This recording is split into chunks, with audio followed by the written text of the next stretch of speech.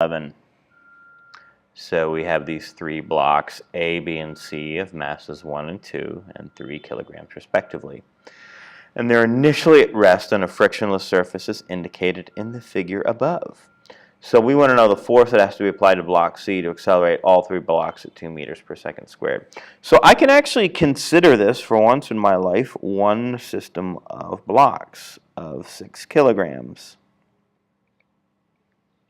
So I can actually say F equals 6 times 2, where this is m times the acceleration. I'm getting 12 newtons. All right, that was exciting. Question number 12. Oh my goodness. So let's do this problem in two parts. First, let's get the speed here. And then we're going to actually get the distance it travels here. Okie dokie. So first, to get V, we're going to say mgh equals 1/2 mv squared. So those m's cancel, which is good because they don't tell us the value of m. So then 2 times 10 times h, which is 5, under a square root equals v. So look at that. I'm getting 10 meters per second for v. Pretty exciting. Now, let's look at this part here. We got friction slowing us down. Oh my gosh. So that means we've got a normal force here, and we've got the gravity here. And ooh, look at friction goes opposite to the direction of motion like that. Now we can actually, we're taking a little detour to get v. Okay, this has a point because we got mu. Just trust me. I want to do this friction thing because it actually relates to the problem. Okay, so bear with me. So we have the friction, 0 minus the friction, if you want to be sassy, equals m times a. And we know the friction is mu times the normal force, which is mu mg in this case because the normal force actually balances gravity, equals m times a. The m's cancel. So we're going to end up getting negative mu g equals the acceleration. All right, here we go. Now what we're going to say is, by the way, I had here, when I solve for v equals 2gh. I know you like using square root of 2gh. So here's my acceleration. Here's my v. I'm going to now get the distance it slides using the formula v squared equals v naught squared plus 2ax minus x naught. Now I got to be careful. This v here, this is the v naught for here.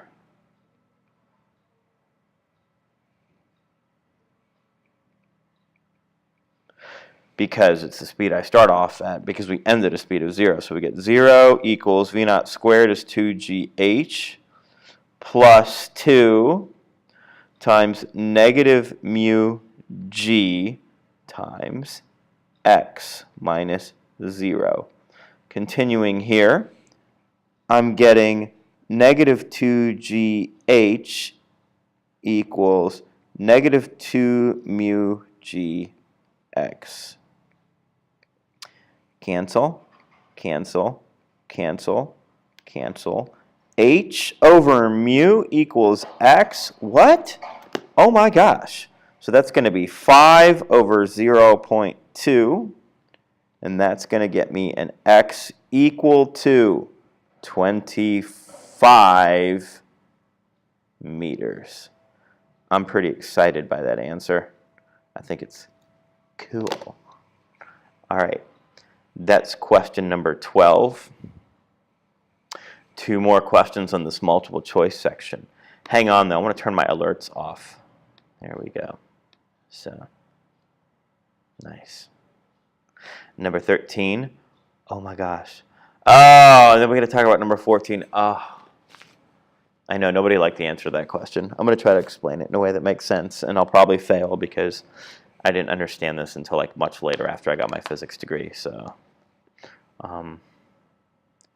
That's not a ringing endorsement. We'll go through number 14. But first, number 13.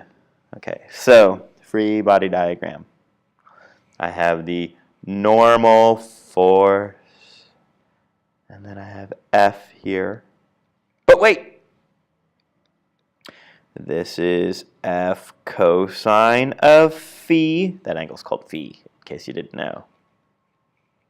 And then F sine of phi. Then we have the weight, mg, and we have a friction, F. Let's set up some equations. So we have F cosine of phi minus the friction equals, let's double check. Are we accelerating? Are we accelerating? Oh my gosh. Straight line, constant speed. What? This equals 0. Ah, that's so great. Okay, now let's set up the vertical equations. F sine of phi plus the normal force minus mg equals 0? What? Okay, so the normal force equals mg minus F sine of phi. Oh, wait for it. Friction is mu times the normal force. So, oh my gosh, look where this goes. Mu Fg minus F sine of phi equals the friction force. Oh my gosh. So our correct answer is choice D. Oh, I just got sad because I remembered Mr. Sinti. I wanted to say D for dominate, but I will not. Well, I just did. Never mind. Okay. Number 14 is the worst question ever. Here is why. Because this is the tension and this is the weight. This is the tension and this is the weight.